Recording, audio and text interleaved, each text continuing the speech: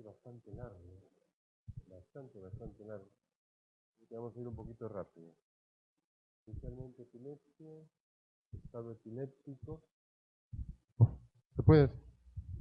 Epilepsia, estado epiléptico, luego meningitis, que es un montón, y finalmente vascular, y por último parkinsonismo. Así que epilepsia, esa definición que está allí me parece bastante acertada para tratar de definir esto, que no es una enfermedad específica, sino es un conjunto de síntomas y signos que generalmente se encuentran en una determinada enfermedad. En una proporción, la epilepsia por sí puede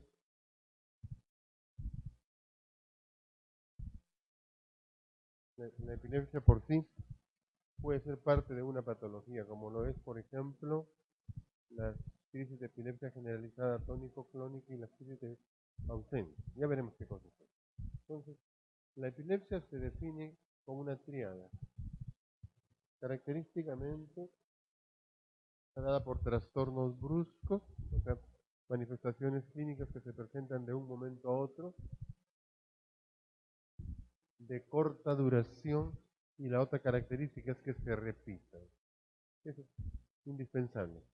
Trastornos bruscos, o sea, de un momento a otro, transitorios, que duren poco tiempo y que se repiten. Para hablar de epilepsia mínimo tenemos que tener dos crisis. Una sola crisis no es epilepsia. Y esto es importante, porque lo que se trata es la epilepsia, no una sola crisis. Bien, entonces, trastornos bruscos, transitorios y recurrentes, ¿de qué? De las funciones mentales o de los movimientos del cuerpo. O sea, epilepsia no solamente son los accesos convulsivos. Epilepsia hay muchos tipos, tantos como funciones corticales genéricas. Por ejemplo, yo tengo una descarga de la corteza occipital y eso me va a dar alucinaciones. Por ejemplo, me da alucinaciones hacia el lado derecho. Hacia el lado derecho de la corteza occipital hacia el lado izquierdo de las alucinaciones. Entonces, depende de la zona del cerebro que se comprometa para las características clínicas que tienen los pacientes. Entonces, hay muchos tipos de epilepsia. Quizá el más notable, el más que hemos visto todos en algún momento, es la generalizada tónico-clónica. Ese es un tipo nada más. Todas estas cosas, todos estos trastornos bruscos, transitorios y recurrentes de las funciones mentales o de los movimientos del cuerpo son condicionados por una descarga excesiva de grupos de células cerebrales. Ahí veremos algo muy rápido sobre algunas causas de epilepsia. Las causas de epilepsia, dependiendo del grupo etario, por ejemplo, en niños, en recién nacidos. Si yo tengo un recién nacido, a las pocas horas o el mismo día que nació y me hace algún tipo de epilepsia, lo lógico es pensar que podría tratarse de un trastorno, por ejemplo, de tipo metabólico, una hipoglicemia, una hipocalcemia, una hipomagnesemia. Una de esas cosas me puede dar algún tipo de epilepsia. Si es un recién nacido a los 4 días, 5 días, de repente puede ser parte de una meningoencefalitis o una meningitis a punto de partida de cordón umbilical, de canal materno. Entonces, depende de lo que tenga el paciente para que razonemos cuál podría ser la causa. En lactantes, lo más frecuente es la náusea perinatal. La náusea o isquemia perinatal es frecuente, muy frecuente. ¿No es cierto? Es una historia larguísima que se repite muchos años y que ojalá ya no se siga presentando tanto. La isquemia perinatal. La mamá está en trabajo de parto, por la noche estuvo anoche, completó su trabajo de parto a eso de las 9 de la noche, 10 de la noche, y ya debería producirse el parto. Un trabajo de parto común, corriente, común. Pero resulta que a partir de las 9 de la noche el trabajo ya no continuó como habitualmente debe ser, sino empezó a hacer dificultad ya en la contracción uterina y no bajaba la presentación. Completó la dilatación, el cuello del útero estaba bien delgadito, ya listo para que nazca, y ya no pudo bajar. Y a partir de las 8 o 9 de la noche en que completó, empieza a pujar, a contraerse el útero, y por supuesto, conforme pasan las horas, esto va agotándose el útero y la contracción es más débil. Empieza a haber sufrimiento fetal. Pero resulta que el ginecólogo de guardia estaba en el hospital y molesto porque a Perú le habían ganado 5-0, como siempre ocurre. Intranquilo. El R3, que es quien estaba con él, estaban incómodos. Y solamente estaban en la emergencia el R1, el R2 y los obstetrizos. Y el R1 y R2 no pueden operar solos, ni tampoco el R3. Entonces, nuestros amigos se fueron a dormir molestos y cuando les tocaron la puerta se molestaron. A las 5 de la mañana fueron a ver al paciente, el sufrimiento fetal era severo. Y en ese momento recién empezó la bronca. Entraron a operarlo a las 6 de la mañana. Cuando nace esta criatura, tenía un ángulo bajísimo. Bueno, y no pasó más, porque el interés de ellos era entrar a operar a esa paciente antes que llegue el siguiente turno, antes que llegue el jefe, porque cuando llegue el jefe va a ser un escándalo. Y lo va a coger del cuello lo que no fueron a operar, porque ahora se está controlando esas cosas. Lo cierto es que nació ese pequeñito con problemas. Y para el ginecólogo ahí terminó la historia. ¿Se acabó? Más adelante, nosotros tenemos que ver ese paciente. Los pediatras y nosotros. En las mejores condiciones, una epilepsia, pues. Pero en las peores, retardo mental. La cosa no es tan simple. No hay derecho de eso. Y hasta ahora sigue ocurriendo. Cuando yo era interno, cuando era residente, era mucho más esto. Pero hasta ahora se sigue presentando. Entonces, esta es una causa muy, muy importante de epilepsia, pero no solo de epilepsia, de otras cosas más. Traumatismos craneales del parto igualmente, en menor proporción, trastornos metabólicos, infecciones pueden ser causa de epilepsia en lactantes. En niños un poco más grandecitos, los traumatismos craneales son importantes, las infecciones, aparecen las llamadas crisis idiopáticas o la epilepsia generalizada tónico-clónica, conocida con el nombre de gran mal. Ya veremos qué es eso. Y aparece la convulsión febril. La he puesto acá para definirla nada más, porque convulsión febril no es epilepsia. Convulsión febril se caracteriza por crisis generalizadas, tónico-clónicas, que se presentan bruscamente, que son de corta duración, 30 segundos, 1 minuto, y en las cuales están siempre asociadas a fiebre, generalmente fiebre alta, que ocurren en chicos entre 6 meses y 5 años. Es requisito para que sea convulsión febril, 6 meses a 5 años. Antes de los 5 años, de los 6 meses no es convulsión febril. Después de los 5 años tampoco. Si tiene un chico que tiene crisis convulsivas que se repiten con epilepsia y tiene más de 5 años, eso es epilepsia. Eso ya no es convulsión febril. ¿Listo? Y la otra característica de la convulsión febril es que todos los estudios del paciente son normales. Excepto el electroencefalograma, que no tiene mayor significación, podría tener alguna descarga paroxística, punta onda, característico de la epilepsia generalizada. Entonces, eso es lo que caracteriza a la convulsión febril. En niños más grandes, en adolescentes y adultos jóvenes, los traumatismos craneales son importantes, las crisis idiopáticas, por supuesto, y aquí aparece un factor relativamente frecuente, que es el abuso de sustancias tóxicas. Cualquier sustancia tóxica puede producir algún tipo de epilepsia, sobre todo la cocaína, el alcohol, sobre todo la cocaína. Se publicó varios estudios hace varios años sobre el uso de cocaína y epilepsia. Y se encontró asociado muchos tipos de epilepsia con el consumo de cocaína. En el Hospital 2 de Mayo se describió por primera vez en el mundo las epilepsias cocaínicas. Ese nombre se le puso. No había sido descrito nunca. Era el año 89, 88, 89, y el profesor Gerí, creo que les comenté algo el otro día, el profesor Gerí era experto en esa época de la Organización Mundial de la Salud para cocaína. Hemos tenido expertos en el mundo en cocaína, el doctor Gerí. Nada más. Lo único que para la OMS hemos tenido un experto, pero en cocaína, imagínense. En lo que destacamos nosotros. El profesor conocía cocaína, todo lo que había que conocer de cocaína, el doctor Gerí lo conocía. Y actualmente todo lo que se conoce sobre VIH y sistema nervioso, él lo conoce también. Tiene trabajando VIH más de 20 años. Y también es experto en eso. Bueno, pero ahora tiene 90 y tantos años, pues. Ya está viejecito.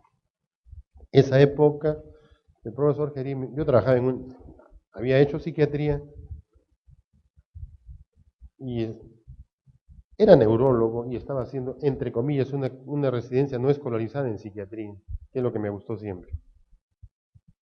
Y una de las cosas que yo veía en el sitio donde yo estaba haciendo eso era la Clínica Santa Clara, que era una clínica especializada en eso, y la mitad de los pacientes ahí eran consumidores de cocaína. El profesor me dice, estoy viendo pacientes que consumen pasta de coca, que es lo que usamos nosotros, que es lo que usa nuestra población en mayor proporción, y he visto epilepsia en ellos con relativa frecuencia, mucho más que en el resto. ¿Usted ha visto? Sí, doctor, lo digo igual.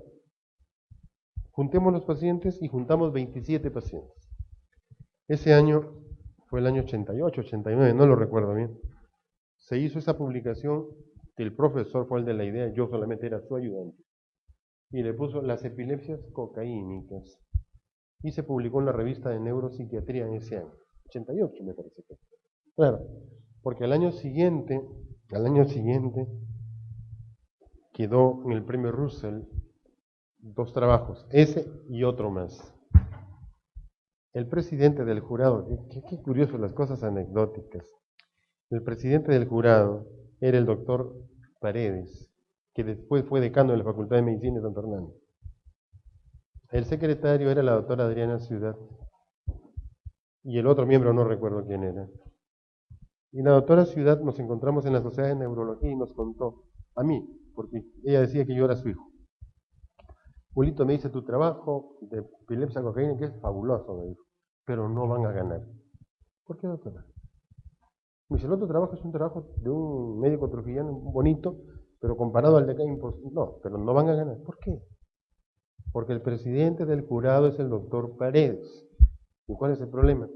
Somos compañeros de promoción y don Raúl, cuando él era estudiante, él lo jaló en el curso de neurología y ha dicho que si estuvieras tú solito, sería el primer puesto, pero como está don Raúl, doctor Gerí, no lo va a pasar. Estupideces, ¿no? Esas cosas anecdóticas y así fue. Bueno, ese trabajo por primera vez en el mundo se publicó como las epilepsias cocaínicas. No había sido escrito nunca. El doctor Gerí viajó porque en esa época viajaba mucho y le dijeron, oye, ese trabajo es importante, ¿por qué no lo publicas acá en Estados Unidos? Para que valga. Entonces lo presentamos a Neurology y nos contestaron que el trabajo estaba mal diseñado. El doctor Gerí es el investigador que mejor conozco yo, con más fuerza, pero estaba antiguo, pues. El tiempo empezó a cambiar. Ya yo viajé, hice unas cosas allá, hice algo de investigación y me di cuenta que lo que hacíamos acá era muy,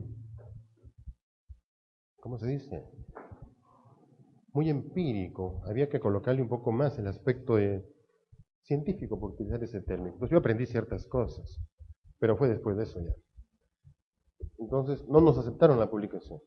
Estaba mal hecha, nos dijeron que había que arreglarla. Hicimos cosas que no conocíamos bien en ese momento. Alguien que hacía metodologías de investigación en esa época, que estaba recién empezando esto, lo arregló, volvimos a enviarlo y tampoco lo aceptaron. Entonces no se pudo publicar afuera. El año 90 aparecieron 20 publicaciones en Neurology sobre epilepsia y cocaína. O sea, 2 años antes de que se publicara por primera vez en el mundo, nosotros hicimos esa publicación acá, que lamentablemente no se pudo publicar. Entonces, definitivamente, la cocaína es una causa en nuestro medio muy importante para la producción de crisis de tipo epiléptico y de cualquier tipo, generalizadas, focales, de todo tipo.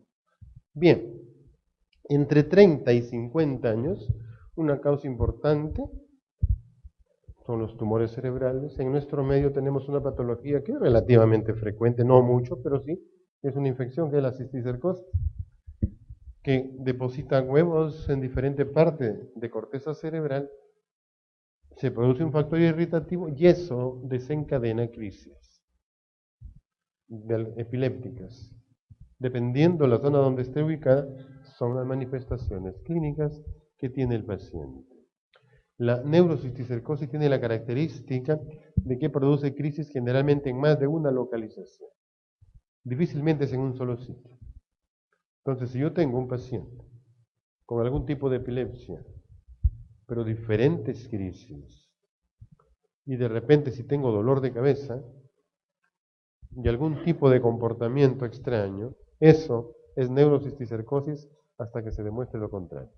O sea, crisis epilépticas en más de una localización, o cisticercosis, o granulomas tuberculosos, o múltiples abscesos cerebrales. Rarísimo lo último. Cisticercosis es más frecuente. Mayor de 50 años, la causa más importante, desorden vascular cerebral, por lejos. Y por supuesto, también a esta edad pueden aparecer tumores cerebrales. Esa es una clasificación que no es reciente, es una clasificación antigua, pero es la que mejor se adapta a nuestro medio. Porque esa clasificación utiliza manifestaciones fundamentalmente de tipo clínico. La última clasificación utiliza muchas componentes de tipo fisiológico y de imágenes que nosotros lamentablemente no tenemos y no los podemos aplicar. Esa clasificación es muy útil para hacer el diagnóstico y tanto para eso como para el manejo de nuestros pacientes con algún tipo de epilepsia. Perdón. En general son dos grandes tipos, generalizadas y parciales. Los síndromes epilépticos especiales entran en ellas, sino que como son cosas raras, rarísimas, se pusieron acá en especial. Las generalizadas tienen pérdida de conciencia siempre y las parciales generalmente no tienen pérdida de conciencia. Las parciales comienzan en una determinada localización del cerebro y las generalizadas son simétricas y acá no hay comienzo focal. Las generalizadas tenemos ahí tónicas, tónico-clónicas, ausencias, mioclonías, en fin. Tónicas y ausencias hay diapositivas a continuación. Mioclónicas no tengo. Las mioclónicas, bueno, creo que mejor avance y después vuelvo. Las tónico-clónicas se caracterizan porque acá no hay comienzo focal, es un comienzo bilateralmente, es un comienzo generalizado. Se produce una descarga probablemente en la parte central del encéfalo, en la parte central del cerebro, y de ahí descarga o se difunde hacia ambos hemisferios cerebrales. Cuando llega a ambos hemisferios cerebrales, el sujeto pierde la conciencia. Está inconsciente, esto rojo significa que la descarga se difundió a toda la corteza cerebral. El sujeto pierde la conciencia y hace esto, el exceso tónico.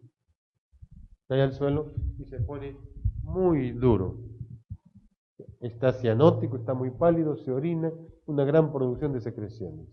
¿Cuánto dura eso? 10 segundos, 8 segundos, 10 segundos, rara vez dura más, rara vez 12, 15 segundos. En este momento el sujeto no ventila, así que no puede durar mucho.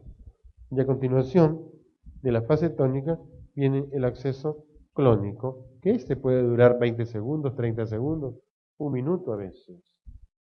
Y aquí son las sacudidas violentas que presentan los sujetos. Y luego de esto viene el estadio posictal. Y en el estadio posictal el paciente se queda dormido. Y puede dormir media hora, como una hora, 10 minutos, en fin, no duerme mucho. Rara vez duerme más de 2 horas, rara vez. Se dice que cuando el sujeto tiene un posictal muy largo, dura más de 2 horas, generalmente es sintomático. Entonces decimos aquí, la crisis es inconsciencia y todo lo que está pasando. Bruscamente se instala esto. Entonces, esto es una crisis generalizada, tónico-crónica. ¿Qué pasa si yo tengo un sujeto que tiene toda esta secuencia, pero antes de perder el conocimiento, dice él, veo una luz en el lado derecho, mi mano o mi brazo derecho se adormece? Eso no es generalizado, eso es focal, que se generaliza posteriormente. ¿Ya? Esa aura, la luz que ve y el adormecimiento, esa aura nos está hablando de que hay algo en esa parte de la corteza cerebral, donde está la representación, donde algo está produciendo eso. Probablemente un quiste, una cicatriz, no sé. Entonces, eso indica que hay un foco y el foco sigue una secuencia y se generaliza. ¿De acuerdo? Las crisis de ausencia. Ese pequeñito que está jugando allí, ¿no? Va a lanzar esta pelota y de repente, los movimientos de los ojos, se le cae la pelota. Pierde la conciencia en este momento en que igualmente de los tálamos se produce descarga a ambas hemisferios cerebrales, a las cortezas, a ambas cortezas, y en ese momento pierde la conciencia. Esta crisis de ausencia se caracteriza por inconsciencia, nada más. Acá puede haber algunos movimientos de las manos, movimientos de chupeteo con los labios, acá solamente hay con una característica especial. El sujeto está inconsciente, este pequeñito, pero no cae al suelo. No pierde el tono postural. Esa es la característica de las crisis de ausencia. Y las crisis de ausencia le ocurren aquí generalmente a niños. 6 años, 8 años, 10 años, 12 años. Y estas crisis de ausencia las podemos desencadenar nosotros en un paciente, en un niño con esa predisposición, la desencadenamos. ¿Cómo? Lo hacemos hiperventilar. Lo hacemos que tome aire con mucha rapidez, que salte un poquito y aparecen las crisis. O le ponemos un poco de tensión, un poquito de estrés y aparecen estas crisis. ¿Cuántas veces al día? Generalmente son varias. 10, 20, 30, 40, 50 crisis. No son aparatosas como la tónico-clónica, son crisis de pérdida de conciencia sin caída al suelo, pero son muy frecuentes.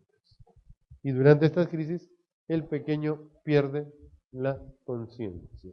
De modo que si estés haciendo clase, se va a demorar mucho porque él ni cuenta se da y sigue en la secuencia como estaba. Y si está sentadito acá, no va a entender, porque a cada rato está perdiendo la conciencia. No sigue la hilación. Ese es el problema de estos chicos. Característicamente acá hay algo que dicen que es patognomónico. Yo no sé si será patognomónico, porque en este trabajo en medicina creo que no hay nada patognomónico. Pero ese trazado electroencefalográfico que están ustedes viendo es hasta este momento quizá la única patología en que se presenta. En la crisis de ausencia típica, es lo que estamos viendo, aparece este trazado punta onda lenta, punta onda, simétrico totalmente de 3 por segundo. O sea, 3 ciclos por segundo, 3 Hz, como decimos nosotros. Es característico de las crisis de ausencia.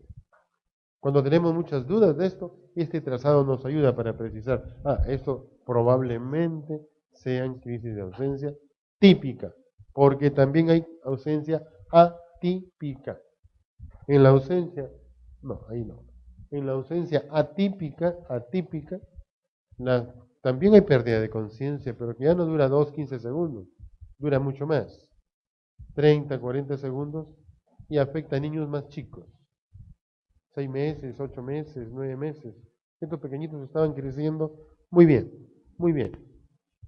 Pero a partir de ese momento, de los 8 meses, 9 meses, en que aparecen esas crisis de ausencias atípicas, ahí empezó su problema. Empiezan a presentar prácticamente una detención o disminución del desarrollo psicofísico. De manera que estos pequeños van a presentar de toda manera retardo mental. Van a presentar retardo en su crecimiento. Pero además tienen crisis de ausencia atípica que decíamos y otras más. Aparecen generalizadas tónico-clónicas, aparecen crisis asinéticas. O sea, aparte de las ausencias, tienen otro tipo más de crisis. ¿Cuántas veces al día? 10 al día, 20, 30, 40, 50 o más. Ese es el ejemplo más característico de las crisis de ausencia atípica, es el síndrome de Lennox-Gastaut, en los cuales la mayoría de chicos se mueren felizmente temprano. Porque ¿quién va a soportar que su hijo tenga 50 convulsiones? 100 convulsiones en un día. En los pocos casos que yo conozco, las mamás dicen, doctor, yo tengo la culpa. Porque cuando yo tenía ya 3 hijitos, ya era bastante, y cuando salí embarazada de ella, tomé esto, fui al abortero, pero no lo pude abortar. Y cuando nació, miren lo que tengo. Yo tengo la culpa. Y las 3, 4 pacientes que veo ahora, que han mejorado bastante, las madres echan la culpa como no tienen idea. Y solamente viven para cuidar a sus hijos, que generalmente son mujercitas, ya están grandes. Las he visto desde que tenían 8 años, algo así, y ahora tienen como 20 años. Hay una gordita que ya no tiene convulsión, pero esa gordita manipula mucho. Esa gordita se despierta a las 2 de la mañana, habla un poquito, quiero pollo a la brasa. Hay que buscarle, porque no 2:15 convulsión. Quiero chicha morada, a esa hora, a buscarle a la gorda, porque si no, sí, ya hace mucho tiempo, ya tiempo que no convulsiona, pero así fue, ¿no? Esa criatura, 4 fármacos le di, Dios mío. Le di carbamazepina, valproato de sodio, y en ese momento apareció la motrigina y la motrigina. Y más o menos. Y el libro dice, si tú usas fenobarbital con carbamazepina y con valproato, el fenobarbital bloquea estos. Pues yo veo que cuando les agrego fenobarbital, recién se controlan mejor las crisis en este tipo de pacientes. Una cosa es lo que está escrito y otra cosa es lo que vemos con el tiempo. En pacientes de ese tipo, para mí, según mi punto de vista, es muy importante agregarles fenobarbital. Y a mí me ha ido muy bien con fenobarbital. Pacientes de ese tipo, ¿no? Que son y son un rompedero de cabeza. Pero pues, son chicos que tienen 40 convulsiones en un día. La familia vive solamente para ellos. Y ya cuando empiezan a disminuir las crisis, la mamá te hace un altar. Esa gordita, por ejemplo, cualquier cosa que pasa me llama, pero también jode, pues, porque llama a las 3 de la mañana, llama a la 1 de la mañana, ¿no? Para decirme, doctor, mi gordita quiere pollo a la brasa, ¿qué hago? Mire, son las 2 de la mañana. Dile un cocacho, le digo yo, ¿no? Doctor, es que si hago eso convulsiona. Entonces, ¿qué tiene que hacer? ¿Para qué me llame? Cómprele, pues. Imagínense, ¿no? Perdón, que a veces lo pongo muy vulgar yo, pero es que yo estoy acostumbrado con los chicos de pregrado, no con ustedes. Y a los muchachos les digo cosas para que se despierten, pues estupideces les digo, para que se despierten, se ríen un rato y se despierten. Con los residentes, con ellos no, pues ya un poquito menos. Aunque como ya lo veo en mi hospital todos los días, también les digo cosas. Disculpen ustedes si digo brutalidades, ¿no? Bueno, entonces esto es muy importante para la crisis de ausencia típica. Las crisis de ausencia típica son de buen pronóstico. Se controlan perfectamente bien con un medicamento que lamentablemente nosotros no tenemos. Ya veremos qué medicamento es. Nosotros, en nuestro medio, usamos valproato de sodio con buena respuesta. Buena respuesta también. Pero el medicamento en el mundo que se indica para esto es la etosuximida, que es el medicamento específico para este tipo de epilepsia. Nosotros no tenemos. Este caballerito que está allí es el modelo de las crisis de mioclónicas. Las crisis mioclónicas en general son de pésimo pronóstico, muy malas, muy malas, muy malas. Hay algunas que no lo son, pero la mayoría son pésimamente malas. Y este caballerito que está ahí es el ejemplo. Este niñito, miren ustedes, precioso, gordito. 7 mesecitos, 8 meses, hasta ahí está perfecto. Y empezó con esas crisis que están ustedes viendo. Esas mioclónicas de todo el cuerpo. Esos accesos mioclónicos de brazos, de todo el cuerpo tiene esta característica. En este momento que apareció eso, va a tener trastornos severos en su desarrollo psicofísico parecido al Gastaut. Este es el síndrome de West. Hay detención del desarrollo psicofísico y aparecen un montón de crisis. No solo las mioclonías. Aparecen asinéticas, tónico-clónicas, ausencias atípicas, en fin, de todo tipo va a presentar esta criatura. Y va a tener un trazado electroencefalográfico característico de él, que es este que está aquí, que se conoce con el nombre de ipsarritmia.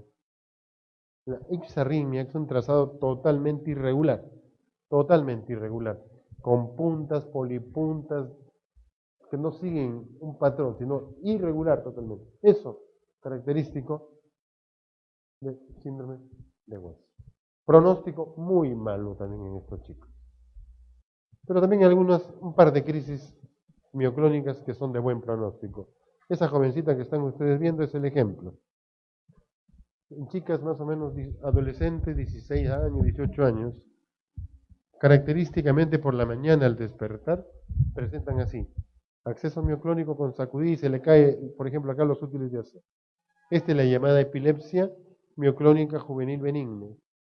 Acá se encontró que el trastorno está en el brazo corto del cromosoma 6. Acá, en este tipo de crisis, no hay retardo mental, hay un buen desarrollo intelectual. No hay otro tipo más de crisis, solamente las mioclonías. Y responden muy bien al valproato de sodio. El pronóstico de esto es muy bueno. 3 años con tratamiento suficiente, desaparecen las crisis y ya no se presentan más. Entonces se le retira el valproato a estos chicos. Y también tenemos las mioclonías benignas de la infancia. Chicos que presentan movimientos, sacudidas, hasta adultos también, ¿no? Que no tienen ninguna significación y que no ameritan ningún tratamiento.